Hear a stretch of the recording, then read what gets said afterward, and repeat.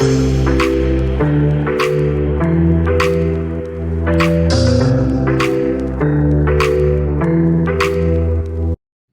to Real Estate Resource. Thanks for stopping by. Don't forget to like, subscribe, and hit that notification bell so you'll know when new videos are available. I really hope you enjoy this one. Okay, good morning. So here we are, third week of writing the offer. We're going to finish today. We're going to go through starting where we left off last week, right? Last week we finished off talking about tenant-occupied properties. We went a little bit past just writing. We talked about, the process of dealing with a tenant-occupied property and us as buyers agents and how we should be advising our clients. So before I share my screen, did anybody have anything that they wanted to address or needed help with? Nope. All right. So let's share my screen. You guys should be looking at right now the RPA, and that is where we left off last week. So, right, we talked about the TOPA, the tenant-occupied property addendum. If we're talking about strength of offer, that means everything in our offer has to be complete. So just a reminder, if you're writing an offer on any property that's tenant-occupied, single family or 4 units, right? If it is tenant occupied, even if those tenants are going to be vacant at the close, I've got to include the tenant occupied property addendum. And with that tenant occupied property addendum comes that the rent, oh, darn it, my mind just went blank of what it's called. But there's another form at the end. You don't need to have that signed by anybody, just the TOPA. Send the TOPA in with your offer. If we're going, again, having complete and strong offer that's not leaving out any addendums, amendments, or advisories that have to be included in our offer. Okay. All right, moving on. So we've talked about for us earlier in time periods as a buyer's agent in shortening our time periods, our contingencies, our inspections, our loan, our appraisal, all of those things. So keep in mind here for the seller delivery of documents that 7 days is not calculated into your contingency period, except for how it affects when your contingencies are removed if the seller is late. Okay. So that's the thing, if it's late. So for example, if I'm writing an offer and I say I have 10 days for all buyers' investigations, remember that includes reviewing disclosures and reports, and the seller has 7 days to provide those items to me, okay? If they provide them on day 7, that gives me 3 days to review and approve and all of those things prior to having to remove my contingency on day 10. Now, as a buyer's agent, we're talking about strength of offer here. I wouldn't suggest that we ask the buyer or the seller to shorten those time periods. I think we leave them alone, but we just make sure that we're in really clear communication with our buyer, that they understand the compressed time period if our approach to a strong offer is shortening those times, okay? I will say this, though, for you all as listing agents.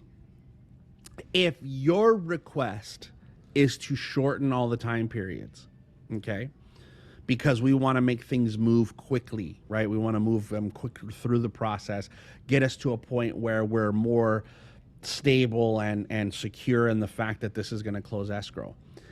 If I were you, I would make sure that I have all of those disclosures and reports that I'm required to provide ready to go, okay?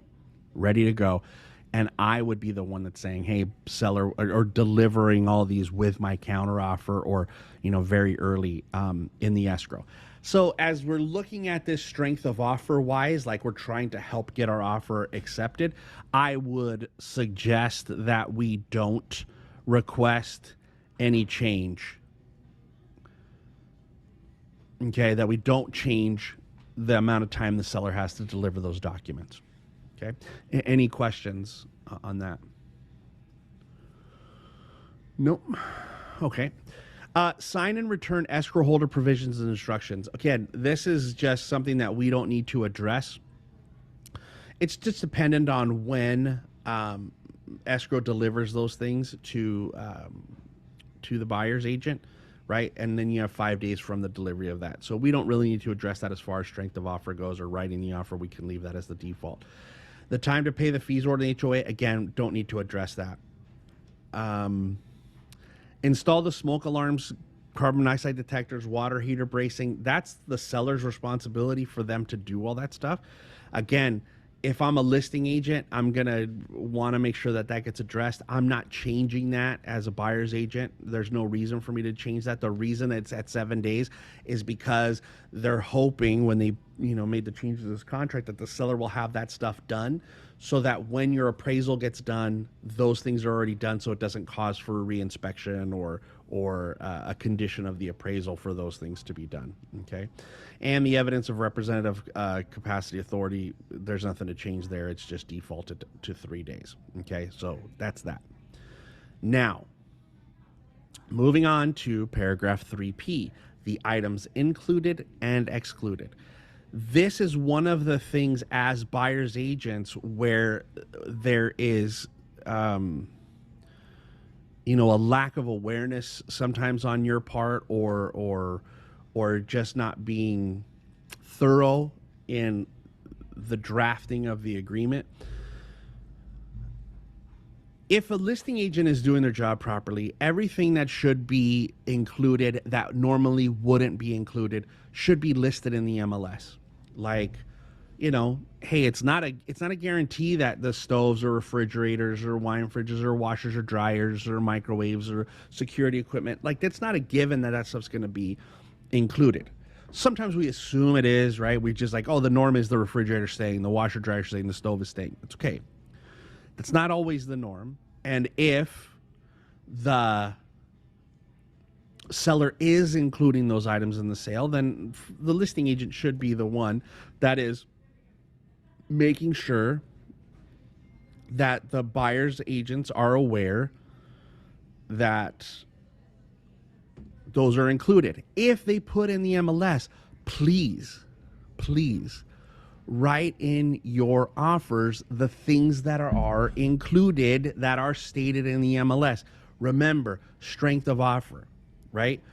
So if I can reduce the amount of things that have to be countered by the listing agent, it improves the quality of my offer. Because if I'm the listing agent, I look at this and I said, look, I clearly said that the stove, the refrigerator, and the washer and dryer were included, and they didn't check it off. And now because that was part of my conditions of selling the property, the sellers don't want those items anymore. They made that a condition of selling the property. These things are remaining with the property. And now I have to, because I don't want to have to be responsible for finding a way to dispose of these items, because obviously the seller's not taking them because they included them in the sale. So now I have to counter, hey, you're taking this. I have to clarify it. So it makes me do more work. So the less work the listing agent has to do with your offer, the more valuable your offer becomes. Does that make sense? Okay, so be thorough. Read the MLS. Take your time when you're writing the offer. And that's another one of the reasons that I don't necessarily care for templates, because we reuse offers. And there's been plenty of times in the past where agents have made a mistake where they've submitted an offer with terms from a previous offer that caused some confusion with the current offer because it carried over terms from some other offer that was saved as part of their template. And same thing could happen, right? If I know that for sure things aren't included, like if they tell me the stove and refrigerator are not going to be sold with the property and I still check it off in my offer, then again, that weakens my offer, because now the listing agent is thinking, I clearly told them this wasn't included and they're asking for it anyway. So I know it sounds like little things and, maybe I'm nitpicking, but anything you can do to improve the quality of the offer that you're submitting gives your buyers a better chance of having an opportunity to get the house that they wanted. Okay, so read the MLS. If something is not, if it's excluded, make sure you include it in the excluded items. Now, washers, dryers, anything that's personal items that they're saying like that, like the washer, the dryer, the refrigerator, the stove, those things aren't remaining, like the stuff that would normally be personal items and wouldn't remain, you don't have to put in here as excluded. What would have to go in here as excluded items would be things like they say, hey, we've got this really expensive ceiling fan in our family room. We're taking that. So that's excluded from the sale of the property. If that says that in the MLS, then I would check the box and I would write, ceiling fan. Right? It is excluded. Now what's happening is I don't have to, the listing agent sees it. Oh, they read. Okay, great. Ceiling fan. They know it's in. They're good. They're not trying to, figure out a way to get us to leave that behind. So again, just be clear. Be thorough, read the MLS, carry things over, make sure whatever's included, you're including, whatever's excluded, you're excluding in your offer. Again, takes one less step for the listing agent and their counter offers, okay? Questions about items included or excluded. Now, I will say if part of your buyers wanting to make the offer, even if these things weren't stated as they are included in the MLS, if that's part of what your buyer wants to include in the offer, then yes, by all means, if your buyer says, please, can we ask them to leave the refrigerator? Yes, go ahead and put it in the offer then. Okay. All right. Next, this is the who pays, right? We're taking an allocation of costs. So paragraph 3Q is the allocation of costs. Who's going to pay for what? The first thing that comes up is the natural hazard zone disclosure report, including tax information. It's okay to ask for the seller to pay this. This is a seller norm. This is a required disclosure. The state of California requires that the seller provide a natural hazard statement disclosure, which is them filling out a paper. This natural hazard zone disclosure report replaces that by a third party who actually knows the answers to that. Okay? So this is not going to be an issue asking the seller to pay for this. Okay? Always ask the seller to pay for it. If you want to get an environmental report or like a tax report or insurance, you can ask for each one of those things. It's okay to ask for the environmental. I think that's pretty much the norm. Please make sure that you're checking the box for the provider and choose a provider, even if that provider is seller's choice. Right? Seller's choice. Check the box. Write seller's choice in there. Now, if I put seller's choice for any of these services, the listing agent is not required to counter me. Do they sometimes counter anyway? Yes. But if I were the listing agent on the other side, I see seller's choice, I know I don't have to address that. It's already been decided. I don't have to put it in the counter. Okay? So it should be a thing to create less work for the listing agent. Sometimes listing agents don't take it that way because they give themselves extra work when it's not necessary. The next one here, this is for the, yes, Maria, ask for the taxes because they show the Mello-Roos on there, right? Yes, good advice. Sorry, I missed that. This is the Fortress wildfire disclosure. This is not a required report. This is not the same as the fire hardening and the defensible space disclosure that we have to do when an NHD report shows that we're in a high fire zone. It's not the same thing. What this is this is a third-party company that tries to take that high fire area and narrow it down a little better in hopes that it causes less issues for people with their insurance, right? Because we know that California insurance is an issue. And that's basically what this is for. It doesn't really do that yet, but what it's doing is instead of saying, hey, you're in a high fire zone, it gets really more specific and says, yes, you're surrounded by a high fire zone, but maybe you're not where you're at. So this is not a required report or disclosure. Not required, okay? It is optional. When they first put it in, it was there by default. It was already there. But in this case, if you're not requesting it, which you shouldn't be unless there's a need for it. Unless like already, like we're in a hill where last year this place burned, the neighborhood burned, and you want to get some clarity on it, fine, request it. But if you're buying a house across the street and we're in a normal neighborhood that is not in any kind of fire danger, then you're going to click this not applicable. Don't cause an issue. So many times where you don't do the not applicable and it still says choose an item, right? Or it says here, like, what does it say when you have nothing? It's I should have left it. It says choose a provider, choose an option for this report. And when you do that, then what happens is there's some ambiguity in the contract. As listing agent, I got to address it that there will be no report provided. So just take the extra step, put not applicable, excuse me, make sure this is blank and leave it like that. Okay. Any questions so far? Just want to give you guys a moment if you had anything. No? All right. All right. This next one, this blank report. Now, I know I've stated this 100 times, probably more.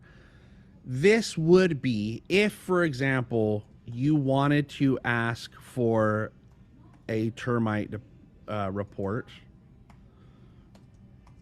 This is where you would request it, right? This is where the report is requested. It has nothing to do with the repairs, has nothing to do with the clearance. This is just the report, okay?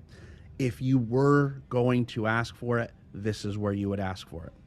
But a couple things. We're talking about strength of offer. This is not something that's required unless it's extremely bad and the appraiser ends up requiring it. So we're talking about getting our offer accepted and having a stronger offer. When we request the wood destroying pest report like this, termite report, whatever you want to call it, when we request it in the RPA, the lender is going to require a clearance. 99% of the time, they're going to require a clearance. And if they require the clearance, right, we're just talking about getting a pest report from the seller.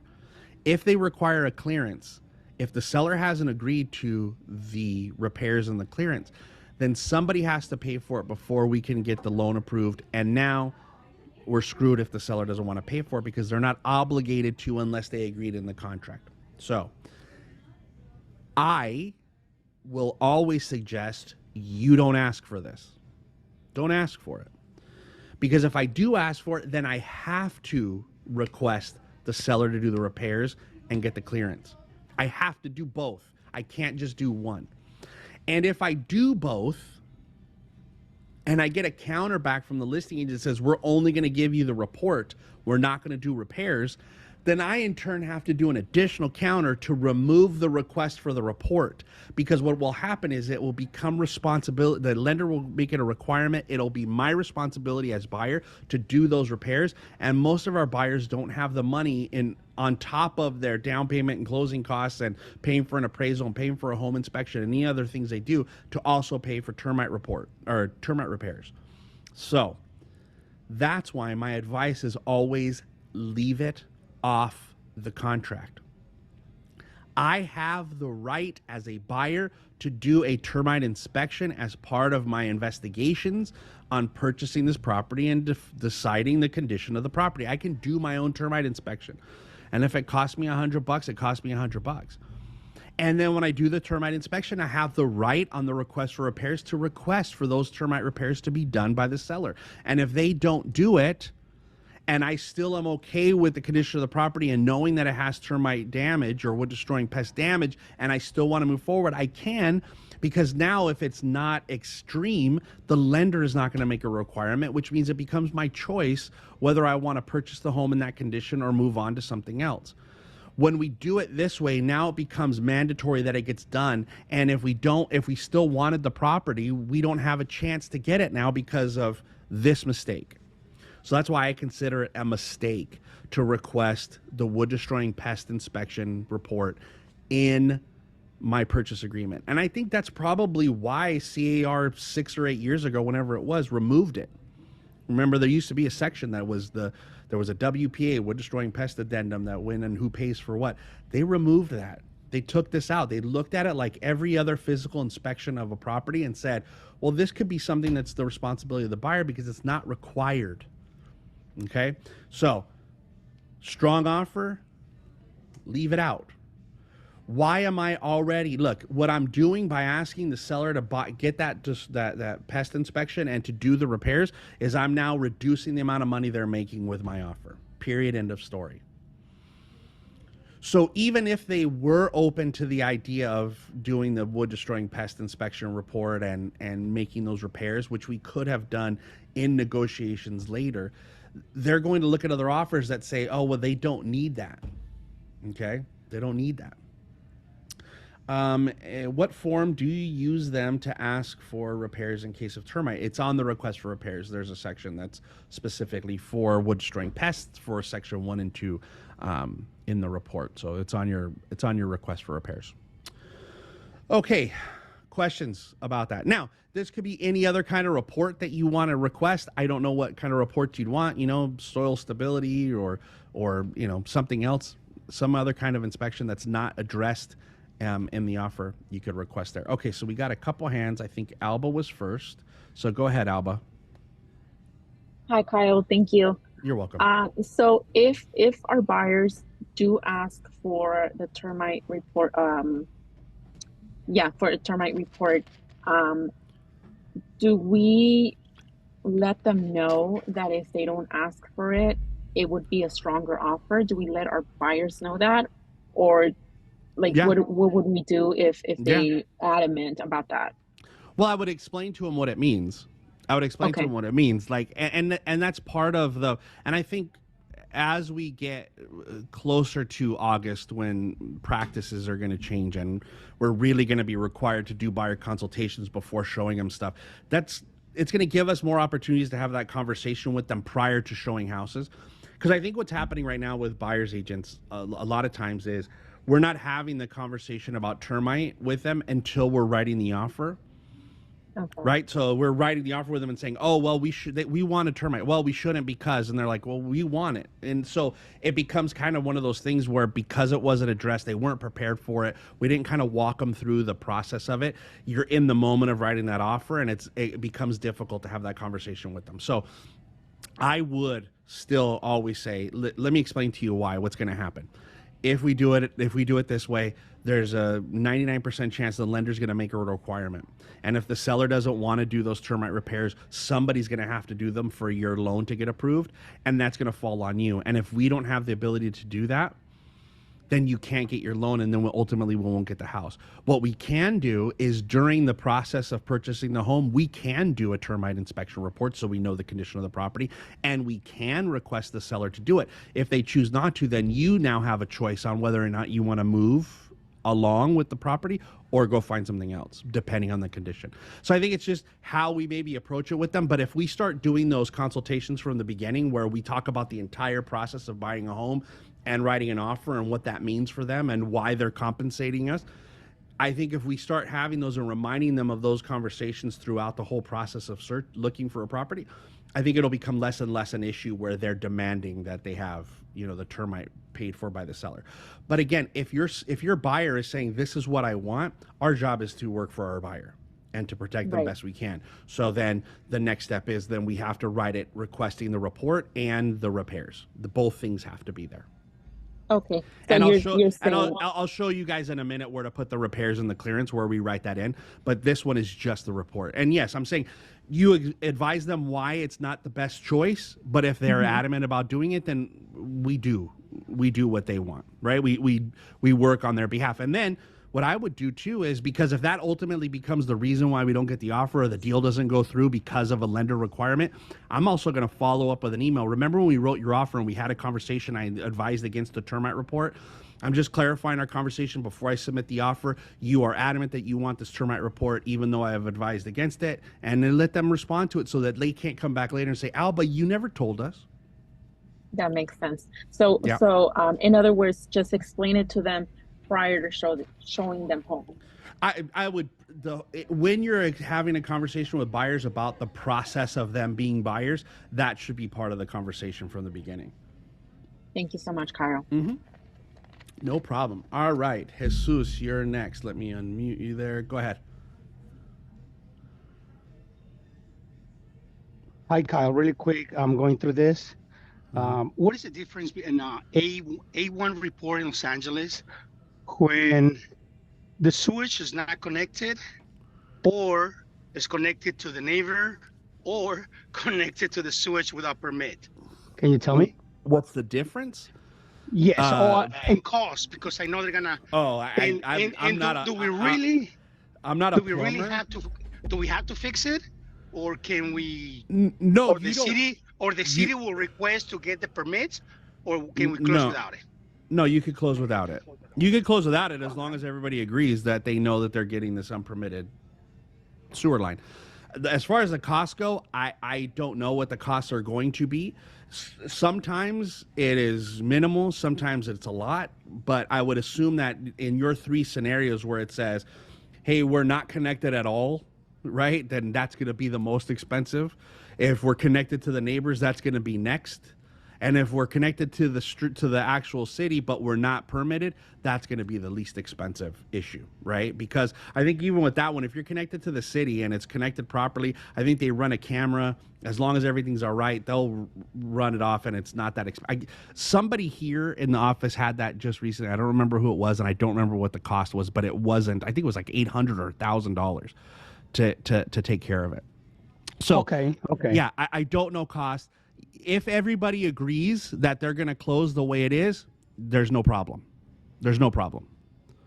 What happens where we have a problem is that with that 9A report is that people believe that they could waive it, right? Or they just don't order it, and everybody signs off and closes an escrow, and then later there's a problem with the permitted sewer line, and the buyer didn't know. That's where there's an issue. If the buyer knows and everything's in writing and they accept it that way, there are no issues as long as we do things the right way. Okay, so I hope that answered your question. All right, let's move on. All right, again, going back to, I know that we are, trying to write a strong offer. In a lot of these cases, these are seller norms that don't affect you in a good or bad way, like the smoke alarms, the carbon monoxide detectors, and the water heater bracing. That is not uncommon for a seller to be responsible for. So asking the seller to pay for it is not harming you in any way, nor is it improving you in any way. It's just the norm. That is part of the process. Now, here is the next section, right, that we need to understand as buyer's agents, because I think there's still,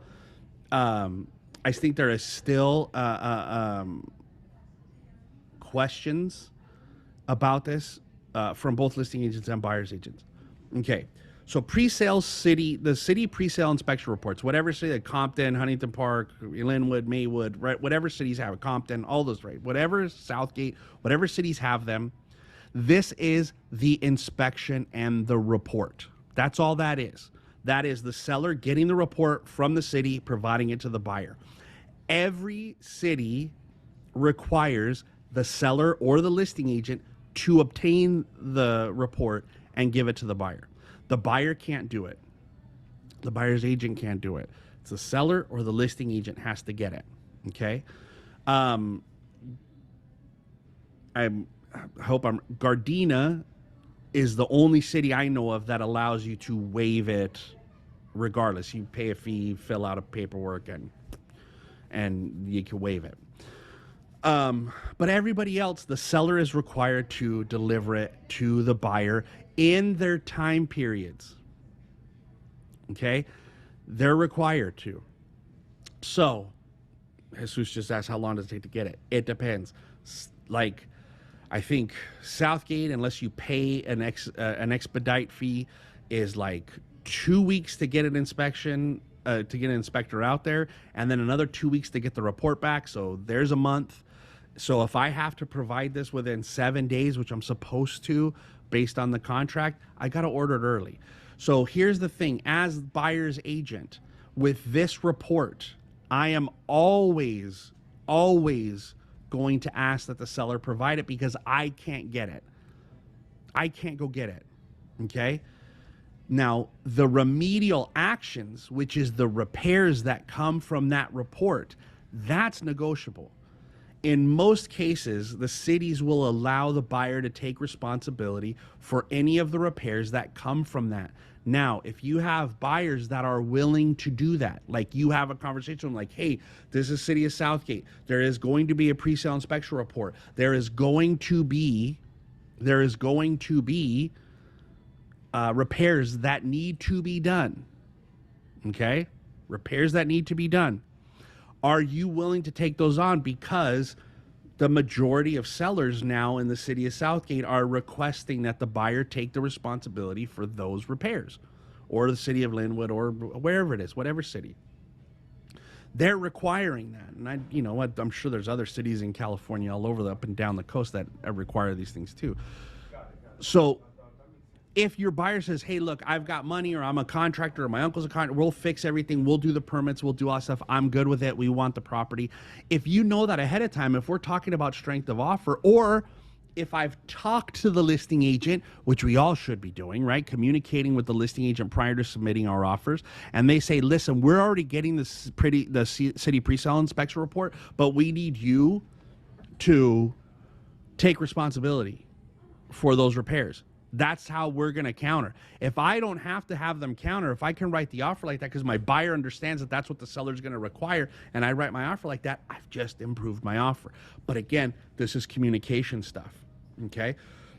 Hold on one second. We got a couple things in. Let's see. Here it goes.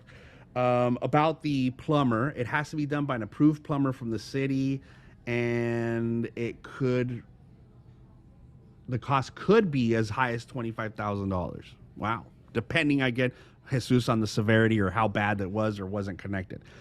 El Monte requires a bond. Okay, so if your buyer is going to take on responsibility for the repairs, you got to pay for a bond. I don't know what the cost of that bond is.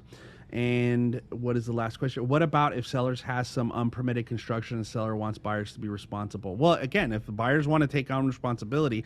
Now, look, here's the thing. In a city where there's a pre-sale inspection, if it's unpermitted, sometimes they will allow you to get it permitted. Other times they will say, hey, that's not permitted. It needs to be torn down. If your buyer understands that that's the only way to complete the required repairs from that report and they're willing to take it on, great. The problem is what happens for us as listing agents, buyers agents, and buyers and sellers. The buyers are desperate. The buyers agents are desperate. The sellers just want to get this off of their books. The listing agents want to get off their books. The sellers are like, I don't care, figure it out, when they don't have permitted stuff. And what they do, instead of doing things the right way and having a conversation about, we have to get this inspection report because it's required, and the repairs are going to have to get done because they're required, and figuring out how they can make it work, they do it without doing it. And then later on, the buyer comes back and says, well, now it's going to cost me $10,000 to tear all this stuff down or to get permits or whatever. And they're pissed because they didn't get the report. They didn't have a chance to know prior to owning the property how much it really was going to cost them. Right? So if you do everything the right way, the sellers provide the reports, the buyers accept the responsibility, and they do it all before the buyer removes their contingency. So the buyer has the right to say, oh, wow, I'm responsible, but this report is it's exorbitant. I can't afford that. With that contingency, they have the right to cancel and move on or renegotiate with the seller. But what happens for all of us is we all let it go. Oh, well, they said they can't get it yet, so we're just going to wait for it. And it's like, 3 or 4 days before you're closing. And now there's added pressure on your buyer to just sign off on it and say, okay, and then it's too late, So, yeah, they can, unpermitted construction, all that stuff can be accepted by the buyer. And if there's no pre-sale inspection, if you're working in a city like Downey or in Pico that doesn't have pre-sale inspections, and there's something that's unpermitted and the seller discloses that to the buyer and says, hey, listen, this room was done without permits, or this, enclosed patio was done without permits, or this shed was built without permits. As long as they disclose it and the buyer understands it, there is no issue with the buyer accepting the property that way and for the seller to sell it to them that way, as long as they're clear. It's when we hide that from them that becomes a problem. Okay? All right. So let's move on. So again, if your buyer is, if you're already aware that the seller wants you to take that responsibility on for the repairs from the pre-sale inspection, you could put it in your offer and increase the value of your offer in that. If you're not sure of that, then you got to request seller and let them counter you back. Okay, you can't leave this blank if this is checked with one of them. Now, if it is a city that doesn't require one of these, please don't check this. I know that sometimes we get check happy as buyer's agents. It's just seller down the row. If you know for sure there is no government required inspection or repairs that have to be done, don't check the boxes. Leave them blank, because now what I did by checking that box is I just added another counter for the listing agent to have to pay for. Okay? And listing agents, please counter it when you get it, even if you're in a city that doesn't require it. You know, counter it out, please. Okay? All right. Escrow fees. Escrow fees. Always each their own. I see this both 50-50, the whole thing. Always each their own. Always, always, always. That means whatever the fees are, the seller's responsible for their fees, buyer's responsible for theirs. That's it. Okay? Each their own. Escrow holder, don't leave this blank. It's amazing to me how many times I see offers about to be submitted and this is blank. Please make sure you put who's going to be the escrow holder. And if I'm writing the offer, it's going to be seller's choice, because I'm trying to give them less things to counter me on. Now, I know that we've had discussions here in the office about, you know, underinsured escrow companies and these broker-owned escrow companies. If you want to have a conversation with the listing agent prior to writing the offer about those escrow companies and make sure that everything is legit, then that's a conversation you'd have. But if you're just doing it for the first time in your offer, you're weakening your offer. So if you're going to request a different escrow company because of those circumstances of the insecurity around the escrow company and whether or not that they can, you know, keep your buyer and the seller's money safe, that's a conversation to have before you write the offer, not in the offer. And the reason I say that is because most of you guys write your offer in a vacuum. You write all your offer and you submit it without having any conversations with the listing agent. So it just comes across like, well, what are you asking for?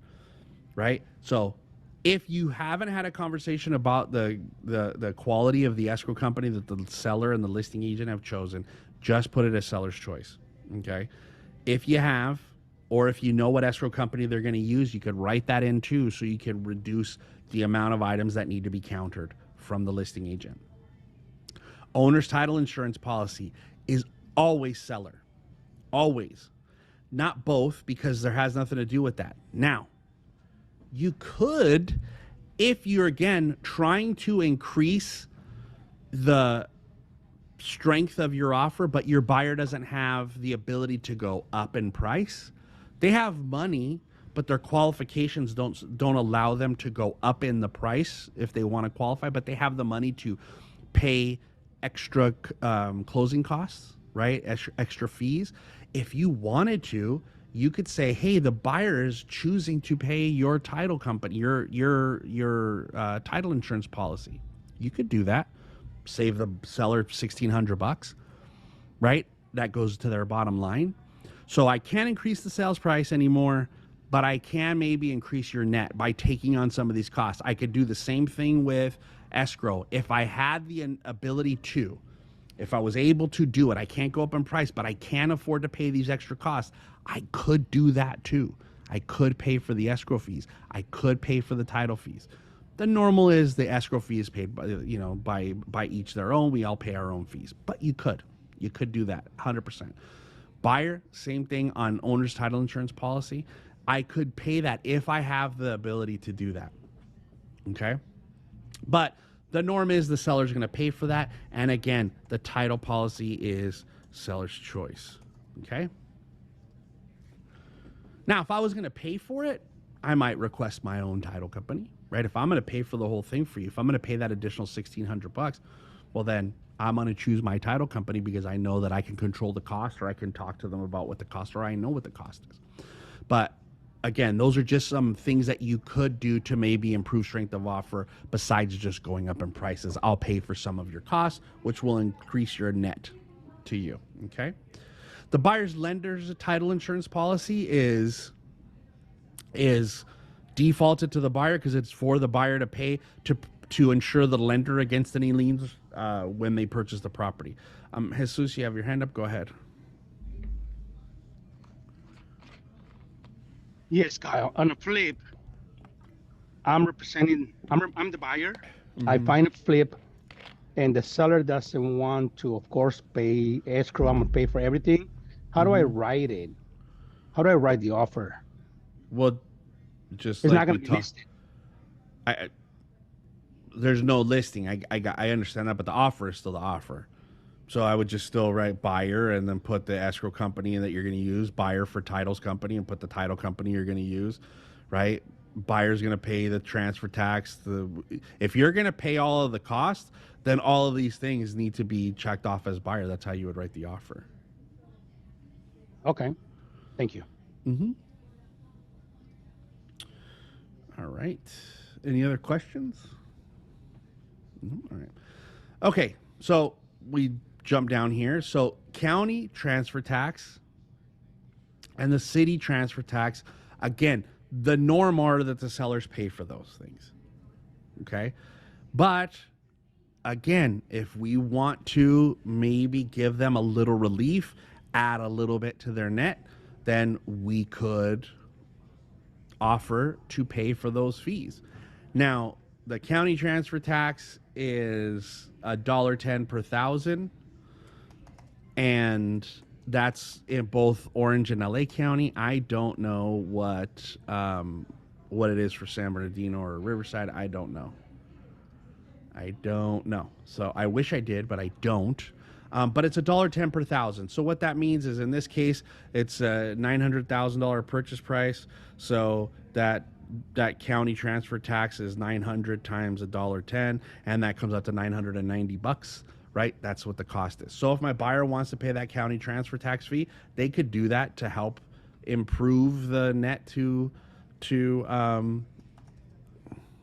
my buyer. Any questions about that, the city transfer tax? Nope. Okay. The county transfer tax. The city transfer tax is only, I think, for us, the only one that has that we do business in is the city of LA. I think Culver City, Santa Monica have it too if we do business out there. But the only place that has it around us for us is LA. The total, I think it's like $5.40 per thousand for the city transfer tax. So it's a little bit higher in the city of LA. So again, if you calculate that, it becomes a little bit more expensive with the two of them. But you could, as buyer, request to pay that. Most of the time, the seller has already seen that in their net sheet, so it's not a cost that they're balking at. But again, we want to be able to, we have the cash to do it. We don't have the ability to qualify for more, but we have the cash to do that. We could do that. We could pay for that as long as we have the ability to pay for that. Okay. All right. Moving on. The HOA fee for prepping the disclosures defaults to the seller. The cert fee defaults to the buyer. The transfer fee, again, it's negotiable. We could split it with them. Right? We could say, okay, we're going to do it for 50-50, or it's going to be the seller's going to pay for it or the buyer's going to pay for all of it. We could do that. The norm is the seller pays for that. Again, if we wanted to say, hey, we have the cash to help improve the offer, well, we could do that too. Okay? Private transfer fees by default is the seller, but a private transfer fee is not something that we're dealing with a heck of a lot. Private transfer fees are more for the resale of a new construction development. Those developers sometimes put those private transfer fees in to have a charge when the person who purchased it from the developer resells it. Okay, that's what that's for.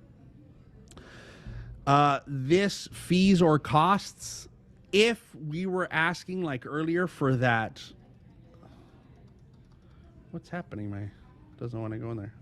What's happening? All of a sudden My computer's not working. I can't type anything. It's not going anywhere. I don't know what happened. Anyway, so I can't check boxes. I apologize. I'm having some technical difficulties here. I don't know what my computer did. Let's see. Let me try it again. No, it's not working. Not working. So let's try getting back down here to where we were and see if it's working again. No, it won't let me type. I don't know what's happening, guys. Okay. Not using Safari, Jose, but yeah, I don't know what's happening. Anyway, fees or costs. If I was going to, in Q16, if I had asked for that termite report, then this is where I would ask for the termite repairs. I would say wood destroying pest repairs and completion, and I would check off seller here. That's what I would do if I were doing that. Okay, I would check. I don't know why it won't let me type today. So I would do that if I was going to use it. If I'm not asking for that, I'm not going to put it in. What I might put here is if I'm going to ask for the buyer to pay for, the transaction coordinator commission or any of those things, I would write that in here. Credits, obviously, no credits, because we know that for a seller to request a seller's credit, it's going to be up here. And I think one of the things that I missed when we talked about credit, and I just want to touch on it because we're looking at it. Make sure you know the closing cost credit you need. Don't just go by that 3, 4, 6%, whatever the max is. Don't do that. Ask for the amount you need. Again, we're talking about strength of offer.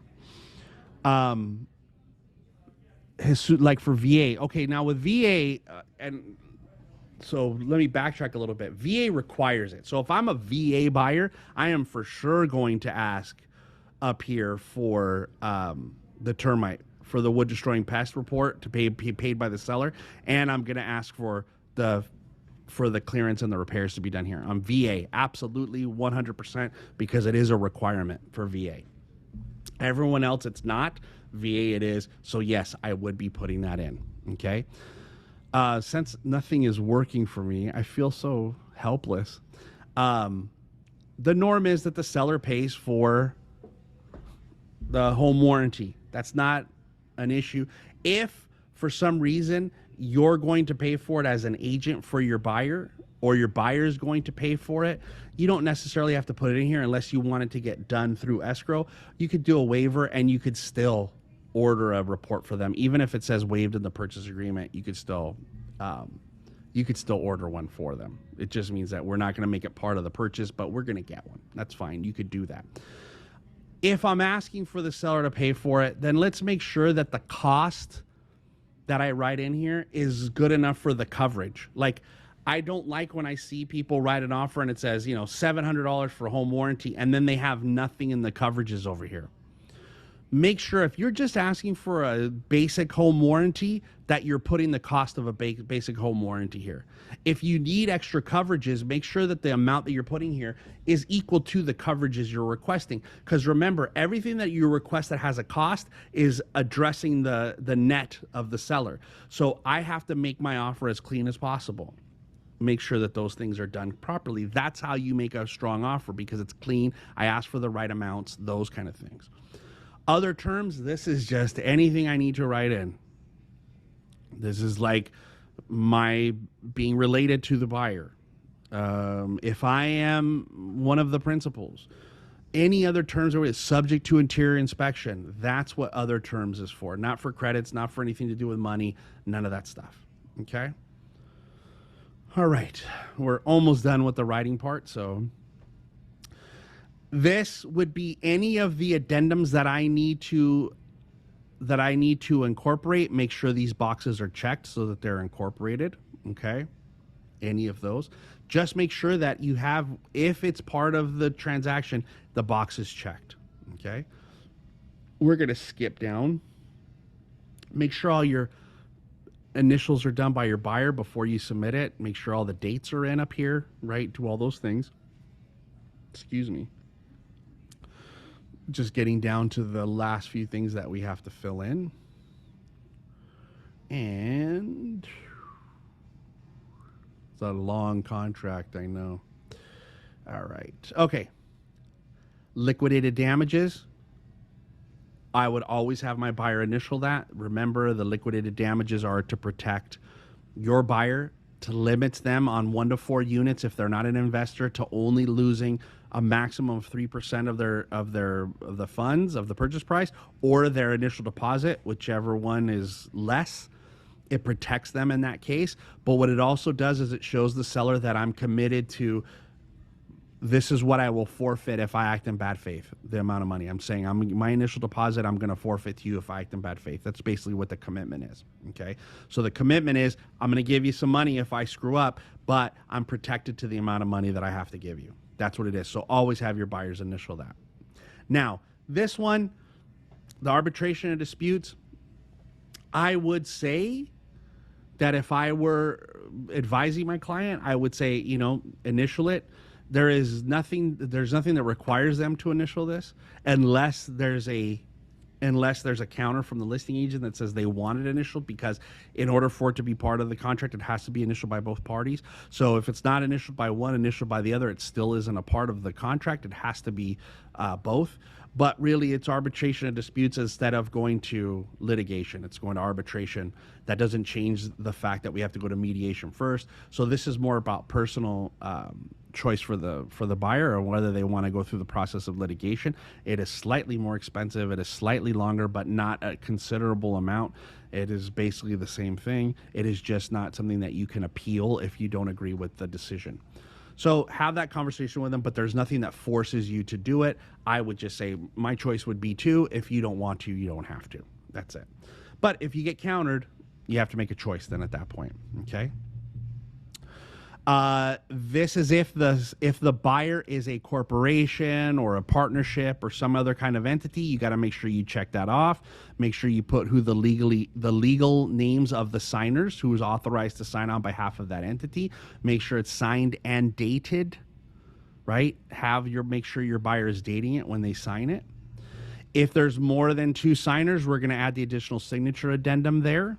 If there's not more than 2, you don't need to do that. And that is it for our written offer. We did it. We got all the way through writing an offer. Does anybody have any questions? Anybody? No? You guys understand it 100%? You're going to be writing better offers, getting more offers accepted? I certainly hope so. Jesus, yes, sir. Go ahead.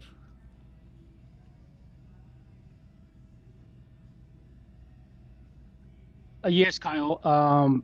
I missed a little part where you talk about, I don't know what you talk about, on the title, if it is LLC, the corp, to put the title and everything else, if not just a regular buyer, just the name. Yes. Correct. Yeah. On the last page of RPA. Yeah, if it's an entity, you just need to check that box for entity buyers, and then you don't need the representative capacity signature disclosure. You don't need any of that stuff. Or if it is a trust, right? A trustee. Same thing. Or just extra trustee. Anything that is an entity, a power of attorney, a trust, a corporation, a partnership, any of those things that are an entity, you just check the box for entity buyer, put the names of the people who are authorized to sign on behalf of that entity, and you're good to go. You don't need to include the RCSD. Thank you. Mm-hmm. All right. Anybody else? Yes, Jenny. Hi, Kyle. I have a question. I encountered something on the MLS yesterday. It's not necessarily a question, and it's not about writing the RPA, but can you expound on this a little bit? It said on the private remarks where the buyer is to add to the price 3% of the commission to make the final price. And I read it over and over to understand it. So whatever they were bidding plus 3% is the final. I think what they're, let me mute you because we're coming back. I think it's poorly worded, but I think what they're saying is that if you want your commission, you're going to have to add that commission to the sales price. I think it's poorly worded, but I'm pretty sure that that's what they're requesting. So if their list price is $700,000, you got to go up to $721 to get your 3%. Or is that the right math? No. Yeah. 721.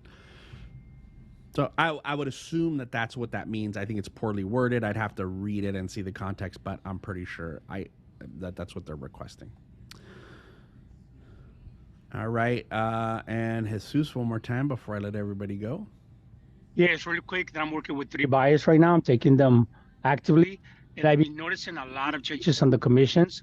1%, 1.5, 1.75. I guess they're pushing us a little more to use the buyer's compensation agreement. Wouldn't you say? Probably.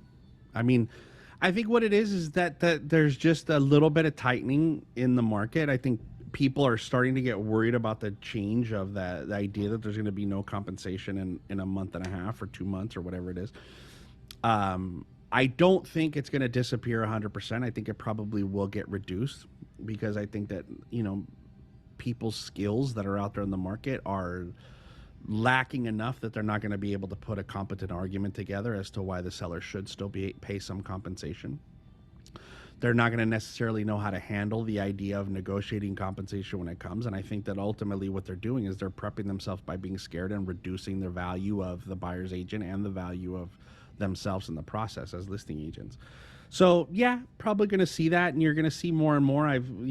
We've had a couple conversations here in the office about people that are already offering no compensation in the MLS, and so it's just going to be a test of our skills for a while. And I think there's going to be some growing pains, and I think that things will, kind of figure themselves out, and we'll get into a place where we're in, a rhythm like we have with anything else in the business. So but I think that you're probably going to see, again, because there's still a lack of inventory out there, even though inventory is growing, the competition for listing agents to actually take listings is increasing because everybody sees the writing on the wall that you have more control over your business as a listing agent than you do as a buyer's agent, period, end of story.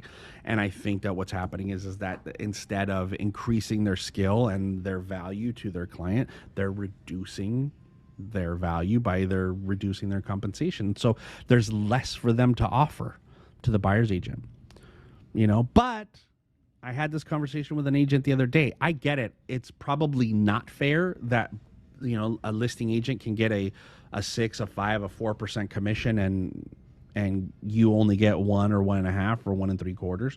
But my rebuttal to that, hey, it's not fair that they get paid more, is, well, they were the ones who were able to procure the listing.